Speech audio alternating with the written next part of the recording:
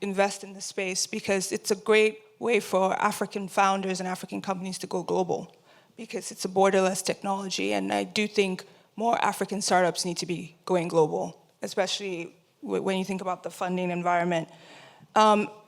Just since we're in this sort of World Bank experience, what do you think are policies that could be helpful to really drive the growth of stablecoins? I know there's certain countries in Africa, like Nigeria, that just came up with this securities law, South Africa. But if there's any hindrance that you're experiencing, what government policies could be helpful? I know the U.S. this administration is definitely keen on, putting that stablecoin bill in front of the lawmakers, and that will drive global stablecoin adoption. I do think if the U.S. has a stablecoin bill, big countries like India and other countries are going to have to sort of think through their stablecoin policies a little bit better.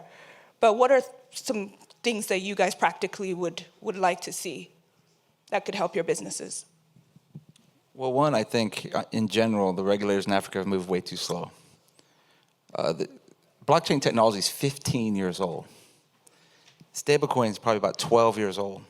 12 years. And you will still hear some regulators say this is new technology. And that failure to become educated and put together a regulatory framework has a massive societal cost. It's what's leading to the massive scams that are costing billions of dollars on the continent. We were the first people to get the virtual asset service provider license in Botswana, which was the first country on the African mainland to have such a regulatory regime. And as soon as we did, we worked with the regulators and took out a lot of bad players.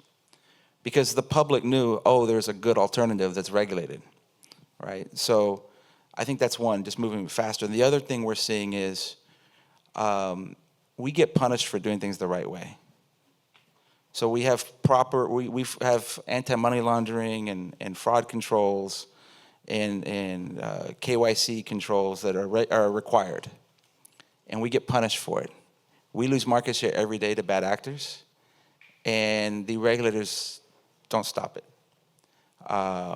And by not stopping it and not enforcing the regulations that exist, now I'm talking about new regulations, like money laundering regulations, know your customer regulations, those have been around forever. By not enforcing those, it's leading to growth in bad actors, especially in the gray market. Yeah, the U.S. is going through the same thing. Because there are no regulations, it just creates all this confusion.